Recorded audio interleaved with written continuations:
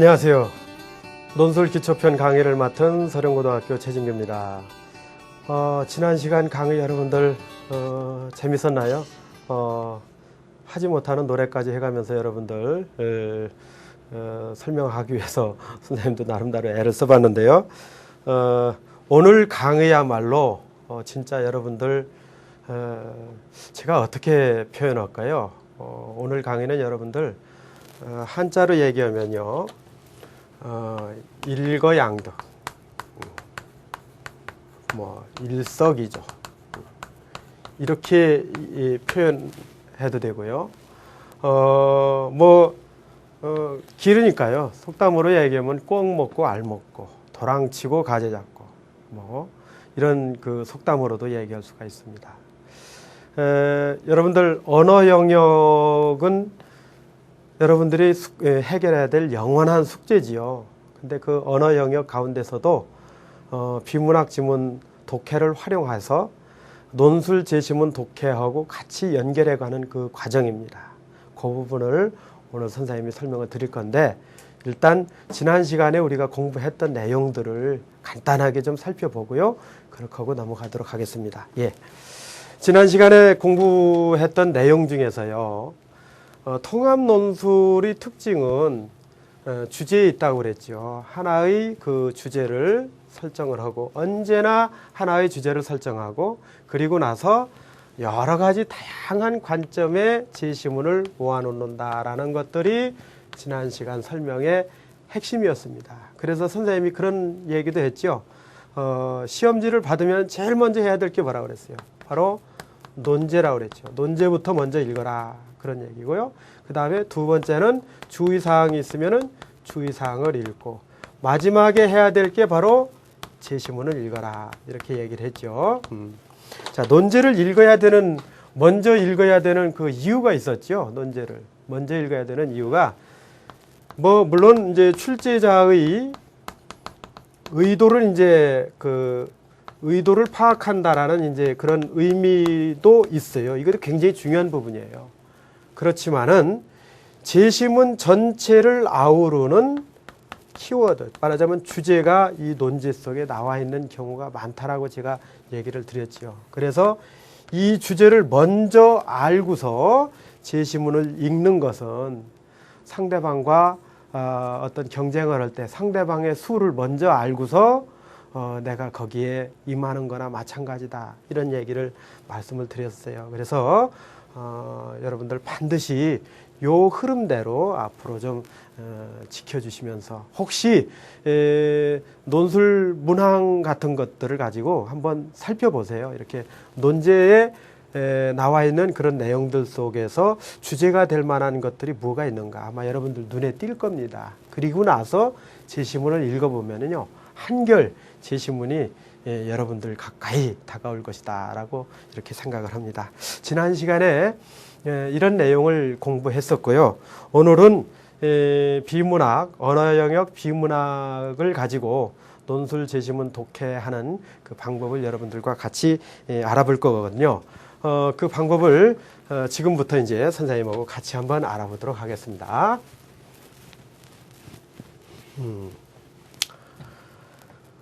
이것도 우리 선영이가 그린 그림인데요. 사실은 제가 산삼을 두 뿌리 그려달라고 사진을 보냈는데요, 한 뿌리만 그렸어요. 그래가지고 제가 설명하기가 좀 당황스럽네요. 그래도 제가 설명을 드릴게요. 왜냐하면은 이 비문학 독해를 지금 얘기하는 거잖아요. 이 비문학 독해를 얘기하는 거는 논술 제시문 독해 하고 이제 연관성이 있다고 했잖아요.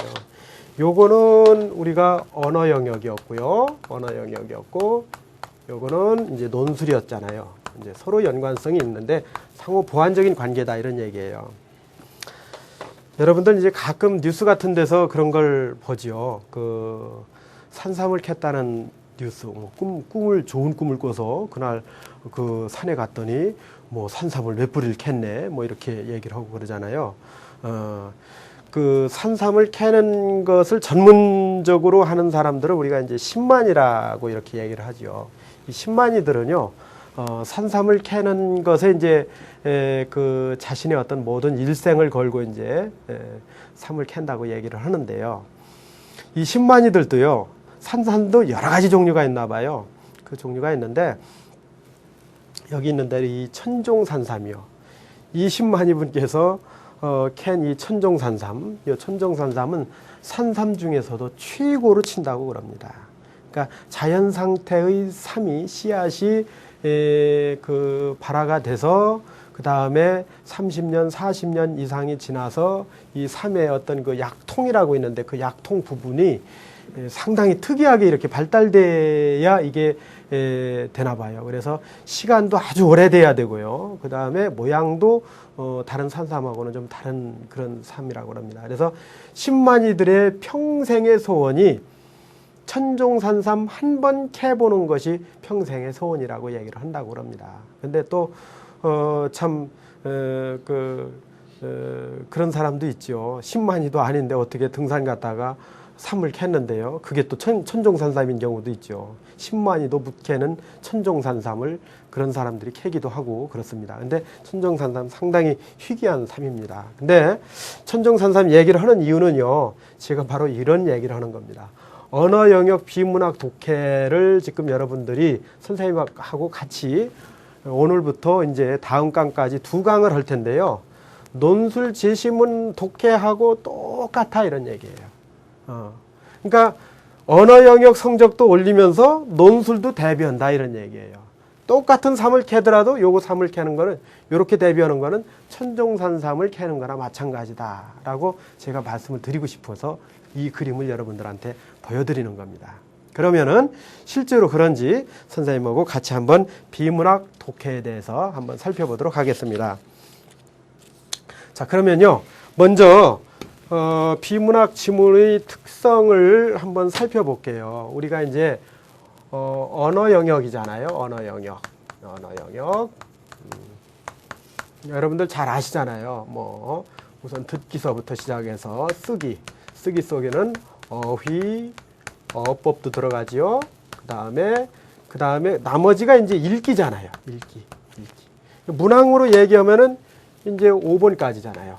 이제 12번까지잖아요. 요게 이제 50번까지잖아요. 그죠? 그렇게 되는데요. 읽기는 또 크게 둘로 나누죠. 이렇게. 문학하고 비문학하고 이렇게 나누죠. 비문학하고 나눕니다. 자, 읽기가 이제 비중이 가장 높은데요. 그 중에서도 이제 문학과 비문학으로 나누는데, 지문은 언제나 언어 영역에서는 언제나 10개 나온다는 거 알고 계시죠? 항상 10개입니다. 10개가 나오는데요. 이 10개 중에 비중은 대개 어떻게 되느냐 하면요. 문학 지문이 4개, 비문학 지문이 6개입니다. 선생님 혹시 비문학 지문 4개나 5개 나올 수도 있나요? 아닙니다. 언제나 6개가 나옵니다. 6개가 나오게 되는데요. 이 6개가 나오는 이 비문학 지문이 여러분들 사실은 언어 영역 점수를 좌우한다라는 걸 여러분들 잘 알고 계시죠? 비문학 지문을 정확하게 읽고 그 속에서 답을 찾아내면은 여러분들 언어 영역 점수 1, 2등급 맞는 거 어렵지 않지 않습니까?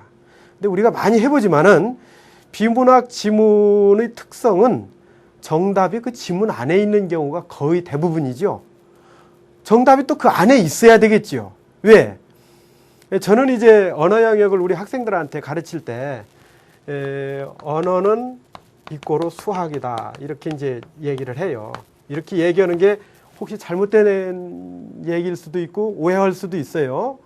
왜 그러냐면 언어라는 것은 다양한 사고 능력을 측정하는 그런 시험이잖아요. 그런데 논술이라면은 그런 것들이 가능할 텐데요. 언어 영역은 5개 중에 하나 고르는 객관식 문제잖아요. 그런데 객관식 문제라는 얘기는 쉽게 얘기하면은 하나는 반드시 정답이어야 되고 나머지는 반드시 틀려야 된다는 얘기예요. 60만 명이 시험을 치르는 데서 하나가 정답이 되기 위해서는 뭐가 있어야 되겠어요? 반드시 그에 따른 근거가 있어야 되겠죠. 이렇게 생각하면 이렇게도 답이 되고 저렇게 생각하면 저렇게도 답이 되면 큰일 나잖아요. 그래서 비문학은 원리도 아주 이것도 간단합니다. 그래서 선생님은 사실은 이 비문학을 푸는 공식을 6가지를 만들어 가지고요, 마치 수학처럼 이렇게 학생들한테 이제 풀도록 이렇게 지도도 하고 있긴 한데, 어쨌든 이 비문학 6개 지문이요, 여러분들 논술 지문하고 크게 다르지 않다라는 관점에서 이제 말을 시작할게요. 여기 이제 그림을 보면요, 투수가 이렇게 공을 던지잖아요. 이제 타자가 이렇게 공을 치려고 이제 준비하고 있네요. 자, 문제는 이 공입니다. 이 공의 결과가 중요하죠. 결과는 뭘까 하는 겁니다. 결과. 다음 화면을 한번 보실까요? 결과는요, 투수가 던진 공의 결과는 둘 중에 하나예요. 둘 중에 하나. 바로 뭐냐면 스트라이크 아니면 볼일까 아닙니까? 선생님, 타자가 쳤는데요, 파울 났어요. 파울도 스트라이크잖아요. 그죠? 투수가 던진 공은 둘 중에 하나예요. 결과가. 이렇게. 그렇듯이 비문학 지문 6개가 나오잖아요. 6개 지문이 나오면은 그 6개 지문도 둘 중에 하나입니다. 설명문 아니면 논설문 둘 중에 하나입니다. 선생님, 수필도 그건 문학 지문이죠. 그죠? 문학 지문 4지문 있잖아요. 4지문에는 시도 있고 소설도 있고 수필, 시나리오도 들어갈 수 있고 여러 가지가 들어갈 수가 있잖아요. 비문학 지문은요, 설명문 아니면 논설문 둘 중에 하나다라는 그런 말씀을 드리는 거예요. 그래서 이 내용을 여러분들이 알고서 지문을 읽어주면은요, 바로 그것이 그 논술에서 활용하는 그러한 제시문의 성격하고 아주 밀접한 연관관계가 있다라는 그 말씀을 드리는 겁니다. 그러면은 여기서 먼저 설명문과 이제 논설문인데요. 논설문부터 먼저 그 특징을 한번 살펴보도록 할게요. 논설문은 뭐 수업 시간에 여러분들도 많이 선생님들한테 공부를 했지요. 그래서 잘 알고 계실 텐데요. 사실은 논술 답안을 쓸 때는, 지금 우리가 독해를 하고는 있지만은 논술 답안을 쓸 때는 사실은 논설문과 같은 형태로 답을 써야 되는 거죠. 그죠? 서론이 있고 또 본론이 있고 또 결론이 있고 이렇게 써야 되는 거잖아요. 논설문은. 그러니까 논설문은 일반적으로 앞부분에 어떤 동기나 목적, 어떤 문제 제기를 하지요. 이런 문제가 있다라고 얘기를 하고, 그리고 나서 어떤 의견이나 어떤 근거를 제시한 다음에 내 의견이나 주장을 여기서 이제 정리하는 게 이제 논설문의 일반적인 특징 아닙니까? 그렇죠? 그러니까 사실은 이것도 논술에 사용하는 논술에 쓰는 답안도 이와 크게 다르지 않다 하는 말씀을 드리는 거예요. 답안도 다르지 않지만은 제시문 또한 이렇게 논설문이 많이 사용되는 경우가 많다라고 말씀을 드릴 수 있겠습니다. 논설문 알아봤고요. 그 다음에 여러분들 그 설명문에 대해서 같이 또 알아보도록 하겠습니다. 설명문은 말 그대로 설명하는 글이죠. 쉽죠. 그래서 요거는 구성이, 요것도 이제 대개 3단 구성으로 되는 경우가 많은데, 머릿말, 본문, 맺은말 이렇게 3단 구성으로 됩니다. 그래서 앞에서는 이제 어떤 대상을 소개하는 거고요. 그리고 이제 그 글을 쓰는 동기를 얘기합니다. 그 다음에 본문에서는 진짜 이걸 설명을 해요. 그 대상에 대해서 설명을 하는데, 설명 방법이 정의를 들든지 예시, 비교, 대조, 분류 등 여러 가지 방법을 동원해서 설명을 합니다. 그리고 나서 이제 맺은말에 가서 그 대상의 가치나 의의, 뭐 전망, 당부 이런 것들로 이렇게 마무리를 짓게 됩니다. 설명문은 사실은 이 부분이 중요하죠. 이 부분이 구체적으로 대상에 대해서 이제 구체적으로 그 정보를 전달하는 부분이거든요. 이 부분이 정보 전달 부분이거든요. 아까 논설문에서는 주장을 하는 게 이제 논설문이잖아요. 주장을 하는데 중요한 부분이 뭐였어요? 근거가 나오는 본론이었죠. 본론. 주장은 아무나 할 수도 있죠. 그죠? 아무나 주장을 할 수는 있지만은, 또 어떤 주장도 할 수 있지만은 그 주장을 뒷받침하는 근거가 분명해야죠. 그래서 우리는 이거를 뭐라고 얘기를 하냐면 논설문을 이제 설득하는 글이다 이렇게 얘기를 하잖아요. 근데 이 설명문의 같은 경우는 어떤 대상에 대해서 이렇게 정보를 전달해 주는 그런 글이에요. 그러다 보니까 보다 더 객관적인 글이 어떤 글이겠어요? 보다 더 객관적인 글이 바로 설명문이 좀 더 객관적인 글이 되겠죠. 왜? 정보를 전달해 주는 글이기 때문에 그렇다는 얘기예요. 논설문은 자신이 주장이 들어가기 때문에 아무래도 좀 주관적인 요소가 게재될 수밖에 없다 하는 말씀을 드리는 겁니다. 그러면 수능에 사용되는 6개의 지문 가운데 설명문이 많을까요? 논설문이 많을까요? 여러분들 한번 생각해 보세요. 60만 명이 시험을 치릅니다. 그렇게 될 때 주관적인 글을 많이 쓸까요? 객관적인 글을 많이 쓸까요? 말할 필요도 없죠. 객관적인 글을 많이 쓸 수밖에 없겠지요. 이거는. 그렇죠? 그래서 수능에 사용되는 비문학 지문은 설명문이 많다. 물론 논설문이 없다는 얘기는 아닙니다. 논설문도 있긴 있대 주로 설명문이 많이 사용된다라는 말씀을 드리는 겁니다. 그럼 구체적으로 이제 문장을 글을 보면서요 설명을 한번 해볼게요. 제가 자 전국연합에 나왔던 그 지문이거든요. 이 정도 지문이면은 여러분들 이해하는 데는 크게 어렵지 않을 거라고 생각을 하고서 이제 선생님이 분석을 해볼게요. 자, 첫 단락부터 이제 한 번씩 쭉 읽어가 볼 텐데요. 재화를 생산하기 위해서는 생산에 필요한 요소를 사용해야 하고 요소를 사용하려면 대가를 치러야 한다. 그렇죠? 그런데 그 대가가 같지 않기 때문에 사회 구성원들 사이에는 소득의 불균형이 생긴다. 소득의 불균형이요. 생기기 마련이죠. 그렇죠? 여기까지는 이해되죠. 그러나 항상 언제나 접속 후 그러나가 나오면 그 뒤에가 굉장히 중요한 겁니다. 소득의 불균형이 심화될 경우 소득 계층 간에 갈등이 생겨 사회 발전을 가로막을 수 있죠. 그죠? 그래서 많은 국가에서는 소득의 재분배. 이 말 굉장히 중요한 말이네요. 소득의 불균등은 어느 나라에서나 이제 생길 수 있는 그런 자본주의 국가에서는 생길 수 있는 건데 이 소득의 재분배라는 거, 이건 이제 국가에서 이제 하는 거 아닙니까? 재분배를 통해서 이거를 뭔가 좀 이제 고치려고 한다 하는 얘기죠. 이러한 소득 재분배 정책에 대한 정당성 여부나 허용 범위에 관해서는요, 여러 견해가 제시되어 있는데요. 벤담, 롤스, 노직의 견해가 대표적이다. 이렇게 얘기해요. 자, 이 글 앞으로 어떻게 진행될 것 같습니까? 뻔하지요? 안 읽어봐도 알겠죠? 다음 단락에서는 벤담 얘기할 것 같고요. 그 다음 단락에서는 롤스 얘기, 그 다음 단락에서는 노직 얘기할 것 같죠? 예. 글 이렇게 쓰면 되는 겁니다. 예. 선생님도 평상시에 이제 글을 많이 쓰고 있어요. 연재도 하고 있고, 또 지난번에 얘기했듯이 그 뭐 신문에 시론도 쓰고 있고, 사설도 쓰고 있고, 여러 가지 글을 쓰고 있거든요. 근데 글 쓸 때의 방법은 이렇게 이거를 이제 제 나름대로의 얘기로는 이제 한번 탁 튕겨준다 이런 얘기를 해요. 이 앞부분에서는. 이렇게 탁 튕겨준 거예요. 화제가 뭐냐면 소득의 재분배거든요. 근데 그거에 대해서 이 사람들이 견해가 있다는 얘기예요. 벤담이라는 사람은 어떻게냐. 국가가 사회 전체의 총효용을 극대화하도록 소득 재분배 정책을 입안 실천해야 한다고 주장. 언제나요. 첫 단락의 첫 문장은 항상 주의해서 봐야 되거든요. 그러니까 소득 재분배 문제에 대해서 벤담은 국가가 어떤 역할을 해야 된다라고 주장을 하는 거예요. 이것은 고소득자 소득의 일부를 저소득자에게 이전해주면 사회 전체의 총효용이 증가한다는 생각에 바탕을 두고 있는 거네요. 소득이 많은 사람 것들을 이제 소득이 적은 사람들께 이렇게 좀 나눠주자 하는 그런 얘기죠. 그러나 소득이 높다는 이유로 세금을 많이 내게 하면 고소득자는 일을 덜 하게 된다. 또 국가의 소득 재분배 정책이 실패하거나 완전하지 못하여 시행하는 과정에서 비효율이 생길 수도 있다.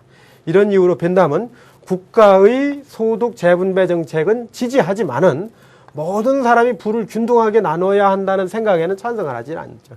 모든 사람이 부를 균등하게 나누는 건 사회주의나 마찬가지죠. 그죠? 그렇죠? 어쨌든 간에 벤담은 국가가 소득 재분배에 대해서 어떤 역할을 해야 된다라는 그런 얘기를 하고 있습니다. 그 다음에 이제 롤스는 어떻게 이제 얘기하고 있는가 볼까요? 롤스는 국가가 치하의 소득 계층에 가장 큰 혜택이 되도록 정책을 입안 실천해야 한다고 주장한다. 롤스도 벤담하고 다르지 않네요.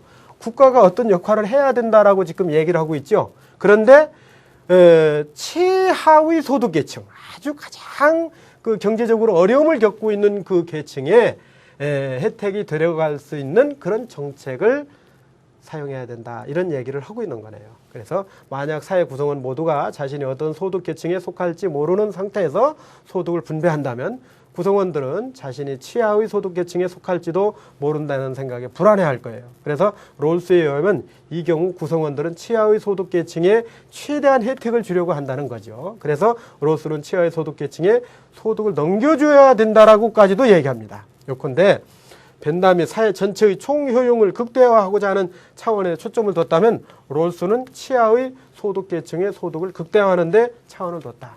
그러니까 가만히 읽어보니까 벤담이나 롤스나 똑같이 이 소득 재분배 문제에 대해서는 국가가 어떠한 일정한 역할을 해야 된다라는 그런 부분에서는 같아요. 같은데 다만 벤담은 어떤 의미냐면은 사회 전체의 효용을 극대화하는 쪽에서 고소득자가 저소득자에게 이전해 주자는 의미지요. 그런데 롤스는 그게 아니라 그거보다는 사회의 구성원 가운데 가장 어려움을 겪고 있는 최하의 소득 계층의 혜택이 돌아갈 수 있는 정책을 활용을 해야 된다 하는 그런 얘기를 지금 하고 있는 겁니다. 예, 다음 넘어가시죠. 잠깐 지우고요.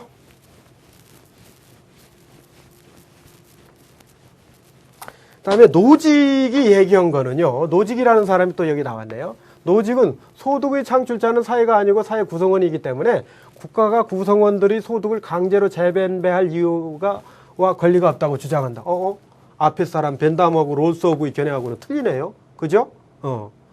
국가가 구성원들이 소득을 강제로 재분배할 이유와 권리가 없다라고 주장을 했어요. 이게 없대요. 완전히 강제로 재분배할 권리가 없다. 이렇게 얘기를 했어요. 그러면서 로직은 소득의 크기가 아니라 소득을 얻는 과정이 중요하기 때문에 소득을 얻는 과정이 공정하다면 결과가 아무리 불공정하더라도 국가가 이에 관여해서는 안 된다고 얘기해요. 즉 노직은 소득 형성의 기회가 사회 구성원에게 균등하게 보장되는 한 그 결과로 형성된 소득을 사회가 인위적으로 나서서 재분배할 이유가 없다.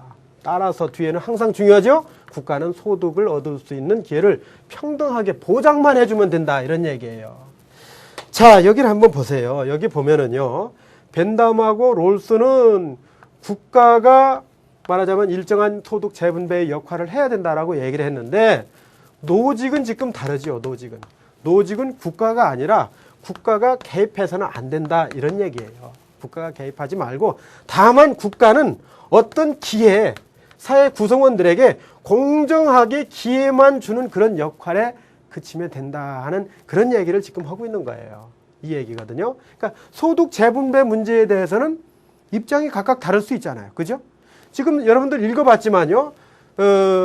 벤담하고 롤스는 일견 같은 부분이 있었지만은 입장이 달랐죠. 또 벤담하고 롤스하고의 입장 차이도 약간 있었죠. 벤담, 롤스하고 노직하고는 완전히 달랐죠. 그렇죠?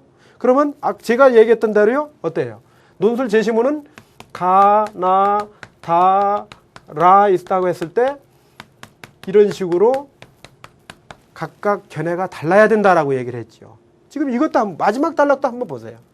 어느 사회든 분배냐 성장이냐. 그렇죠. 이거는 뭐 지금 우리 사회에서도 아마 이거는 영원한 어떤 논쟁거리가 될 것 같아요. 그래서 분배에 중점을 두느냐 성장에 중점을 두느냐 이건 뭐 어느 사회든 논란을 벌일 수 있죠. 그러나 소득 재분배는 쉬운 문제가 결코 아니죠. 이 문제가 쉽게 풀릴 문제 같았으면 뭐 이게 오늘날까지도 계속해서 이슈가 되고 이러지는 않았겠죠. 그래서 왜냐하면 부를 평등하게 분배하려고 하면 할수록 구성원들이 일하려는 의욕이 감퇴되어 전체적인 부의 크기가 줄어들 수 있고 반대로 소득 불균형이 심하면 소득 계층 간에 갈등이 생겨서 화합이 안 될 거 아니에요. 그래서 사회 발전을 가로막을 수 있기 때문에 그렇다는 얘기죠. 또한 구성원들 간의 소득 격차를 어느 정도 인정할 것이냐 요거를 그 가이드라인을 정하는 것도 상당히 어려운 부분입니다. 정책을 담당하는 사람들 입장에서는요. 그래서 이 부분 잘 보세요. 결국 뒤에는 굉장히 중요한 말이 나옵니다. 따라서 결국 이런 말들 뒤에요. 결국 소득 재분배 문제는 어떤 견해를 전적으로 따르는 것보다는 이런 견해들을 논의 바탕으로 삼아 구성원들이 합의해 가는 것이 바람직하다 이런 얘기죠. 그러니까 이게 뭐예요? 지금 선생님이 이게 적색으로 이렇게 표시한 부분이 뭐예요? 이 글을 쓴 필자의 주장이죠. 주장입니다. 벤담이나 로스나 로직이나 이런 사람들이 소득 재분배에 대한 여러 가지 견해를 얘기했지만은 이 글을 쓴 필자의 주장은 뭐예요? 결국 끝에 가서 소득 재분배 문제는 어떤 사람의 견해를 전적으로 한쪽에 치우쳐서 따르기보다는 이런 여러 가지 견해들을 논의 바탕으로 삼아서 사회 구성원 전체가 바람직한 안을 잡아서 그 안을 합의해 나가는 것들이 이제 중요하다. 그러기 위해서는 이제 사회 자체가 소통의 구조로 이루어져야 된다라는 그런 전제 조건이 필요하겠죠. 자, 이렇게 됐습니다. 자, 그러면요, 요거를요, 간단하게 한번 압축을 한번 선생님이 해볼게요. 압축을 해보면요, 이렇게 정리가 될 수 있습니다.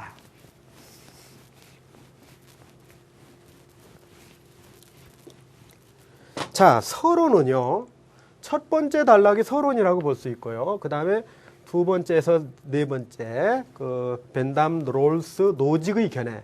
요게 이제 본론이 될 수 있고요. 마지막 단락이 이제 결론으로 삼으면요. 자, 처음에는 소득의 불균형을 해소하기 위한 방법으로 소득 재분배가 이제 거론되는데요.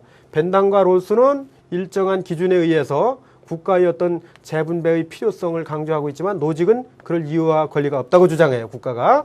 근데 마지막 단락에서 소득 재분배 문제는 필자는 다양한 의견을 수렴해서 수렴하여 이게 두 번 나왔네요. 수렴하여 이제 받아들이는 것들이 이제 바람직하다 하는 그런 얘기를 하고 있는 겁니다.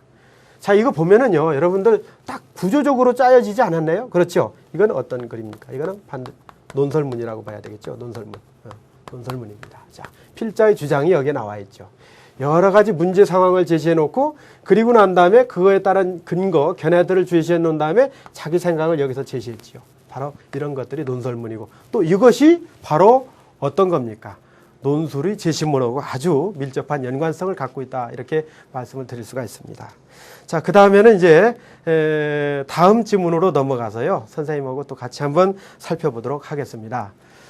다음 지문을 보시면요. 그 지문을 이야기하기 전에요. 먼저 이제 이거부터 얘기를 할게요. 비문학 지문에 대해서 여러분들이 궁금해 하잖아요. 그러는데 아까 선생님이 분명히 비문학 지문은 6개가 나온다고 그랬죠. 6개가. 반드시 6개가 나옵니다. 6개가 나오는데요. 형식은 뭐라고 그랬어요? 형식은 논설문 아니면은 설명문 둘 중에 하나라고 그랬죠. 비교적 설명문이 많다라고 얘기했고요. 그러면 내용이 있을 거 아닙니까? 그 내용이 바로 여기 이 부분입니다. 이 내용이. 내용은요. 인문, 사회, 과학, 기술, 언어, 예술 이렇게 딱딱 하나씩. 선생님은 그래서요. 이거를 앞에 글자만 따서 인사과학이 언예 이렇게 얘기를 합니다. 인사과학이 언예. 쉽죠? 선생님 혹시요. 인문 2지문 나올 수도 있잖아요. 이렇게 얘기할 수 있을 텐데요. 인문 절대 1지문 나옵니다. 선생님 기술 2지문 나오면 어떻게 해요? 아닙니다. 1지문 나옵니다. 언제나 1지문씩 나옵니다. 언제나 1지문씩 나와요. 그럼 인문이라는 건 뭐냐면요. 인간과 문화의 관계를 다루는 것이고요. 자, 그래서 이제 철학이나 역사나 종교나 윤리나 이런 분야가 이제 인문 분야가 되는 거고요. 사회는 사회적 이슈를 다루는 거예요. 그래서 정치나 경제나 인류나 법이나 환경, 시사 이런 것들이 이제 사회적인 지문에 해당되는 거고요. 과학은요, 실증적인 진리나 법칙을 얘기하는 건데요. 특정 상황에 적용되는 과학적 이론이나 의미 이런 걸 얘기합니다. 기술은 인간 생활에 유용한 수단을 얘기하는데요. 어떤 그 기술의 원리라든지 배경이라든지 전망 이런 것들을 얘기합니다. 언어는 의사전달 수단인데요. 언어 활동이라든지 또는 의문론, 형태론, 의미론, 어휘론 뭐 이런 것들이 있습니다. 그 다음에 예술은 미적 활동과 관련된 작품들이 나오는데요. 음악이나 미술이나 영화나 이런 것들이 이제 거기에 해당되는 겁니다. 자, 골고루 이렇게 하나씩 나옵니다. 인사, 과기, 언예 하나씩 딱 나온다 이런 말씀을 드립니다. 자, 이런 내용을 이제 비문학 지문의 내용 영역이 특성을 알았잖아요. 그러면 이제 다음으로 넘어가서요. 최근 3개년간요. 출제된 수능 비문학 지문의 제재를 같이 한번 살펴볼게요. 보세요. 인사과기원회 6개죠? 6개인데, 자, 각각 하나씩 쭉 출제된 걸 알 수 있죠. 2011학년도가 바로 작년이었죠. 작년에도 인문, 사회, 과학, 기술, 언어, 예술 딱 하나씩 출제가 됐습니다. 재밌는 건요, 이렇게 분석하다 보면요, 예술 있잖아요. 예술은 음악을 2009년도에 얘기를 했는데요. 2010년도에도 음악이 나왔어요. 그랬죠? 그 다음에 미학 이론으로 본 작년도에는 뮤지컬도 사실은 음악적인 요소가 개재되잖아요. 그죠? 그러니까, 그 예술 지문은 미술 아니면은 음악, 뭐 뮤지컬을 음악이다 이렇게 얘기하기는 어렵긴 하지만은 음악적인 요소가 이제 거기에 개재가 되는 거죠. 그래서 주로 이제 이런 음악적인 요소들이 많이 출제가 되고 있으니까 향후에는 아마 이제 출제하시는 분들이 이런 걸 다 보고서 자료를 보시고서 지문 선택을 하시고 이렇게 하실 텐데, 제가 생각하기에는 음악이 그동안 너무 자주 나왔으니까 미술 쪽이나 그런 쪽에서 다뤄지지 않을까 이렇게 한번 생각을 해봅니다. 그런 부분이고요. 그 다음에 기술 쪽에서는 역시 이제 동영상 압축 기술이라든지요, 어떤 장비를 분석한다든지 컴퓨터라든지 이런 그런 쪽의 그 내용하고 연관이 많습니다. 그래서 이런 내용들은요, 여러분들이 한번 쭉 한번 살펴보시면요, 충분히 이해가 될 수 있는 그런 내용들입니다. 자, 다음으로 또 넘어가 보도록 하겠습니다.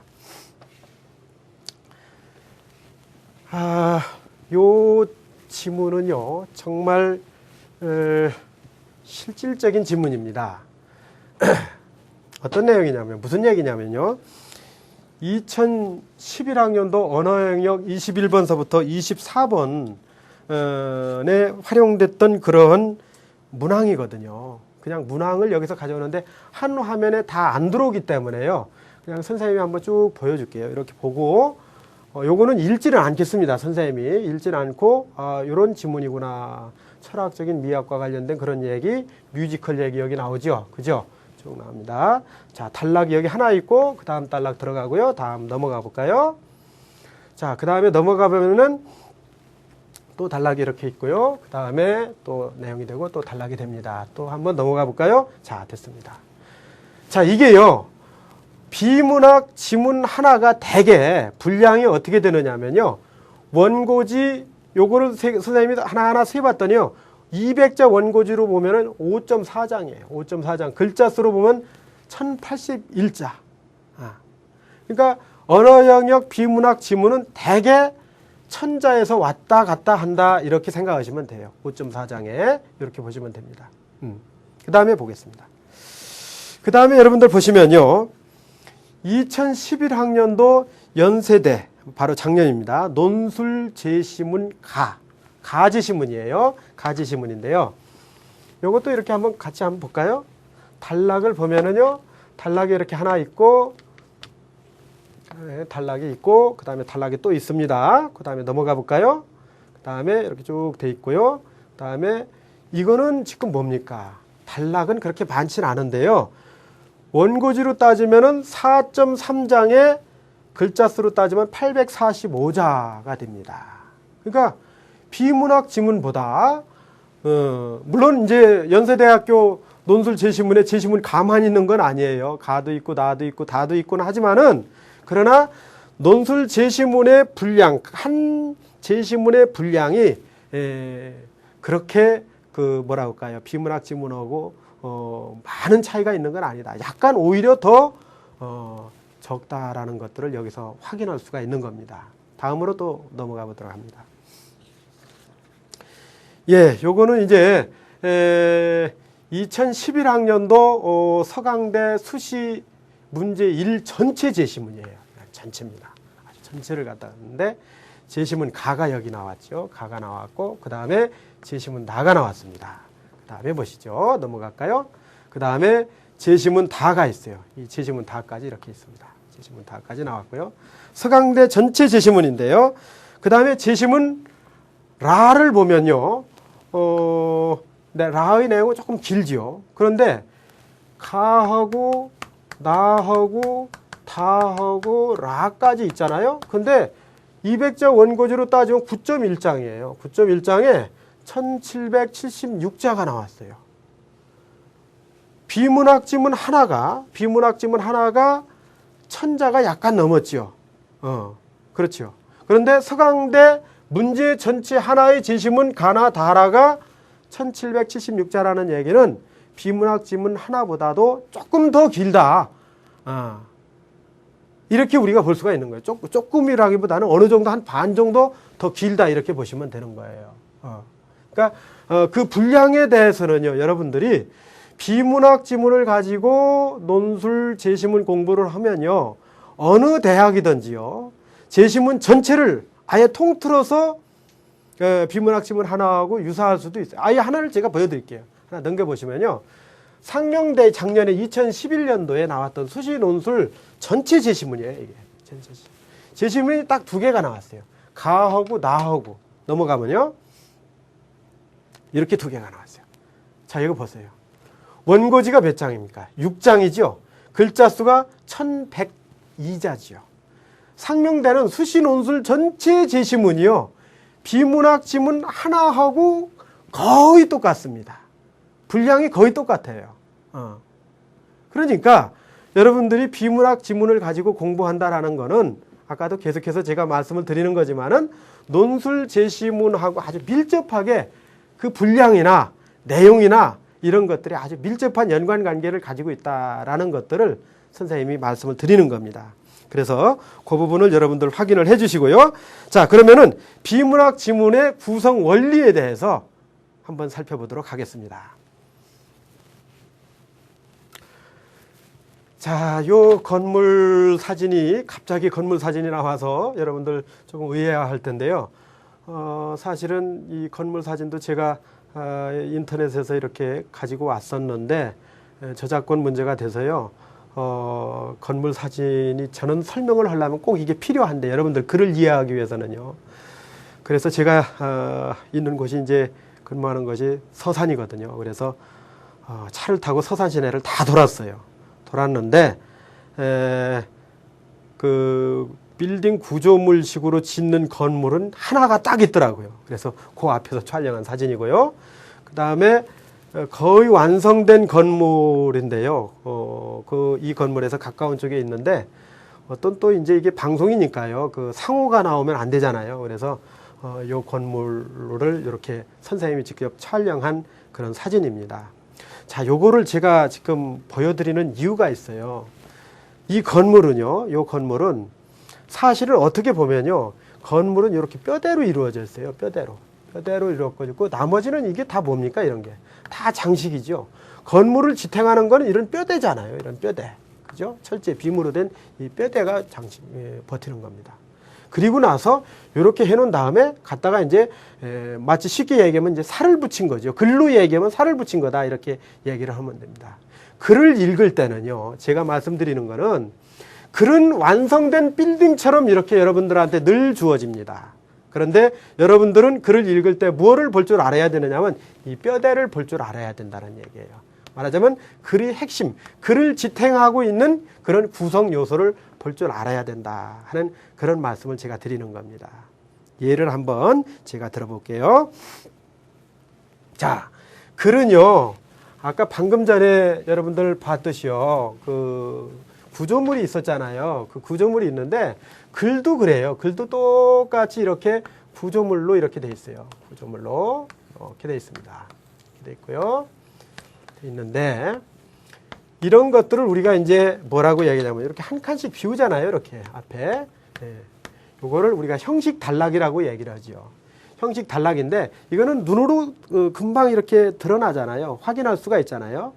뭐 내용 단락이라고도 또 구분을 합니다. 근데 같은 내용이다라고 하면은 요거는 뭐 내용상으로 같은 단락으로 묶을 수도 있다. 이런 의미에서의 내용 단락을 얘기하는 거예요. 글은 이렇게 구성되어 있는데 그 구조물로 이렇게 딱 이루어져 있다. 마치 건물을 짓듯이 그런 형태로 이루어져 있다라는 걸 얘기하는 거예요. 그러면 이 글을 어떻게 읽어야 될 것이냐 하는 방법은 이제 그게 중요한 것이죠. 뼈대를 읽어야 되고 핵심을 찾아내야 되는 것이 이제 중요한 부분이 되겠습니다. 자, 다음 화면을 통해서 여러분들하고 같이 한번 살펴볼게요. 지금 선생님이 칠판에 그렸던 것 마냥 이 그림에도 이렇게 나왔죠. 한 칸씩 이렇게 다 들어가 있죠. 예, 들어가 있습니다. 자, 형식 단락이 이렇게 쭉 이루어졌어요. 하나의 단락은 여러 개의 또 문장으로, 물론 하나의 문장으로 된 단락도 있을 수 있지만은 여러 개의 문장으로 이루어져 있잖아요. 그 여러 개의 문장으로 이루어졌는데 그 중에서도 뼈대가 되는 거, 그게 바로 뭐냐면 중심 문장이라고 얘기를 해요. 그리고 또 그 중심 문장에 핵심어가 포함되어 있을 확률이 많지요. 물론 뭐 포함되어 있지 않을 수도 있고요. 이렇게 각각의 단락의 뼈대, 중심 문장과 핵심어, 요걸 찾아서 읽는 것들이 굉장히 중요한 부분이다라는 얘기입니다. 그러니까 하나의 단락, 형식적인 단락은 한 가지 생각의 덩어리다, 이렇게 쉽게 이해하면 되는데요. 그 덩어리가 내용적으로 비유사하다, 이렇게 하면 그거를 이제 내용 단락이라 이렇게 생각하시면 되는 거예요. 그러면 그 내용 단락의 핵심어와 중심 문장을 찾는 것이 바로 글의 뼈대를 찾는 것이다, 이렇게 설명을 드리겠습니다. 예, 그러면은 다음 화면으로 넘어가서요, 이제 단락 하나로 좁혀 갈게요. 이제 여러분들 혹시 그 시내가에서 그 그물을 가지고 물고기를 잡아보셨는지 모르겠네요. 선생님은 어려서 아주 시골에서 자랐기 때문에요. 그물을 가지고 이렇게 내가 자랐던 그 집이 앞에 시내가 있었거든요. 그래서 동네 친구들하고요, 그 그물을 가지고 이렇게 물고기를 잡는데 서서히 이렇게 그물을 갖다가 이제 할 때 친구들이 양쪽에서 막 그 발로 물을 튀기면서 이렇게 그 물고기를 몰아주는 거거든요. 마치 지금 그런 거예요. 지금 계속해서 글을 이렇게 이제 세부적으로 가는데요.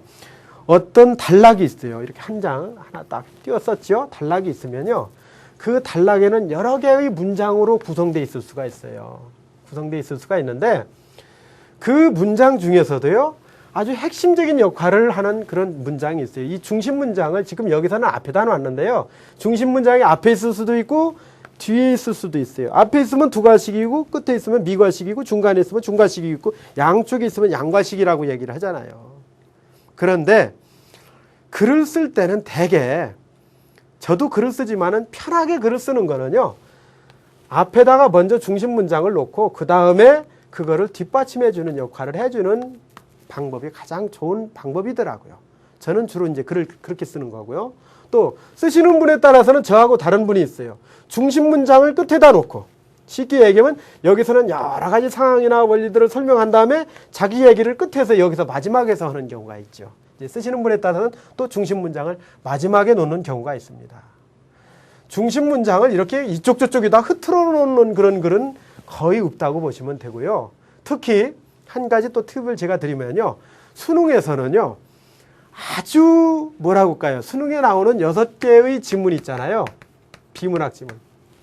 이 지문은 정말 논리적으로 탄탄한 글을 쓴 지문을 활용을 합니다. 그렇기 때문에요, 여러분들 어떤 때는 비문학 지문 문제집 가지고 풀 때 보면은 지문 내용도 이상하고 글도 이상하고 논리도 안 맞는 것 같고 막 그래서 헷갈리기도 하고 막 그러잖아요. 그런데 실제 수능은 절대 그렇지 않습니다. 실제 수능의 지문은요, 아주 탄탄한 논리적 구조를 가지고 있어요. 그래서 중심 문장이나 이런 부분들도요, 정확하게 어느 부분에 딱 중심 문장이 위치하고 뒷받침되는 내용들도 구성이 딱 그렇게 되게 돼 있습니다.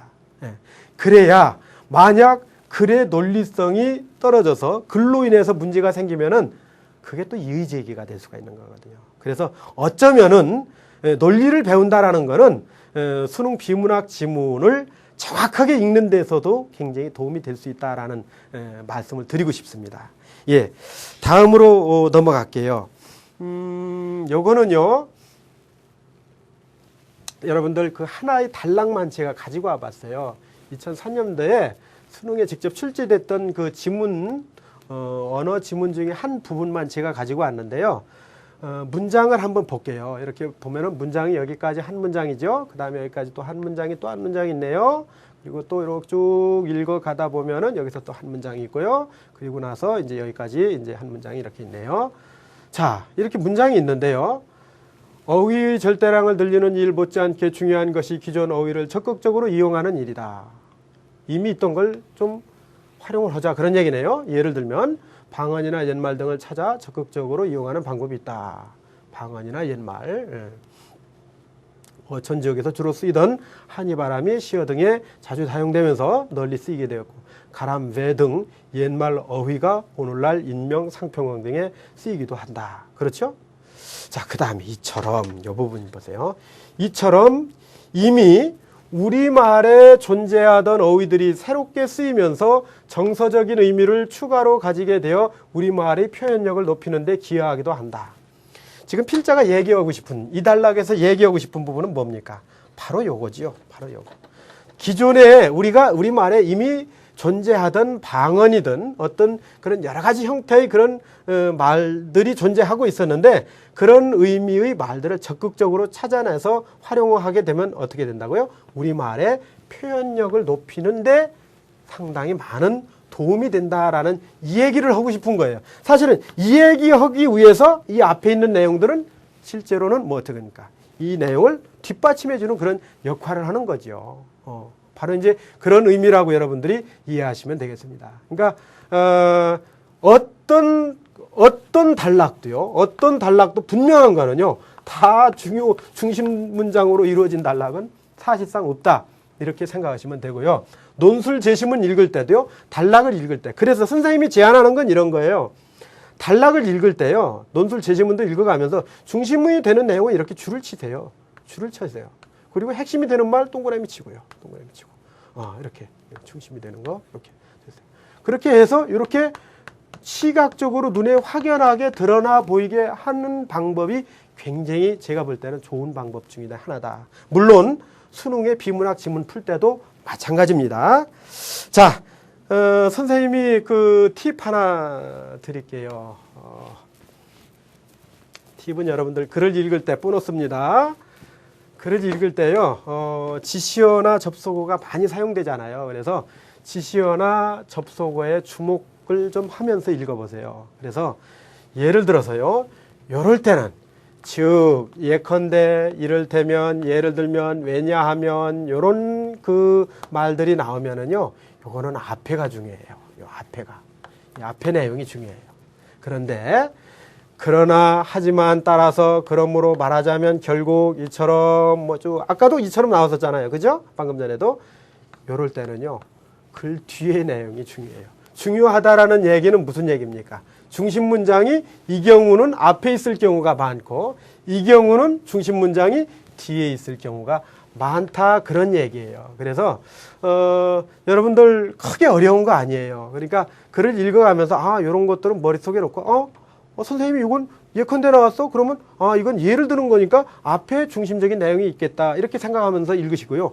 그러나 따라서 결국 이처럼 이렇게 나오면 그거는 중심 문장이 뒤에 있겠구나 생각하면서 의도적으로 밑줄에 이렇게 딱 그어보세요. 그러면서 읽어보시면요, 논술 얘기하고 있지만 사실은 언어 영역 비문학 지문이요, 여러분들 한결 독해하는데요 많은 도움이 될 것이다 라고 이렇게 생각을 합니다. 자, 오늘 여러분들하고 이제 비문학 지문 독해와 관련된 그런 내용들을 진행을 했는데요. 벌써 시간이 갔어요. 선생님은 더 하고 싶은데요, 시간이 이렇게 금방 가네요. 그래서 이제 또 마무리할 시간이 됐는데요. 자, 오늘은 선생님이 좀 특이하게 마무리를 좀 해보려고 그럽니다. 선생님이 시를 쓴다고 말씀을 드렸지요. 시인이라고 얘기를 드렸는데요. 좀 부끄러운데요. 지난 시간에 제가 노래 부르고 나서 너무 부끄러웠는데 오늘은 또 제가 쓴 시를 이렇게 여러분들한테 보여드리려니까 더 부끄럽기도 한데요. 그렇지만 어쨌든 여러분들께서 잘 좀 용서를 구합니다. 사실은 여러분들이 이해를 해주시고요. 이 시를 보면서 오늘 강의를 마무리를 짓게요. 요거를 좀 지우고요. 지금이 봄이지 않습니까? 그래서 이 선생님 시집 중에 있던 그 봄이라는 시를 하나 골라왔는데요. 제가 한번 낭독을 해볼게요. 봄, 파란 하늘 아래 초록 모자를 눌러쓰고 연두빛 블라우스를 걸친, 게다가 고혹적인 향수까지 뿌린 그녀들의 유혹이 시작되었다. 어떤가요? 좀 죄송합니다. 한 3년 전에 썼던 그런 시예요. 그리고 이거는 요 배경으로 있는 그림은 저희 학교 도서관이에요. 도서관에 있는 이 꽃이거든요. 그래서 그걸 대상으로 해서 제가 촬영했던 사진이거든요. 여러분들 오늘 또 아주 행복한 시간이었습니다. 즐거웠던 시간이고요. 다음 시간에는 비문학 독해를 구체적으로 어떻게 해야 되는 건지 아주 실전적인 측면에서 다음 시간에 또 여러분들 만나겠습니다. 오늘 수고하셨습니다.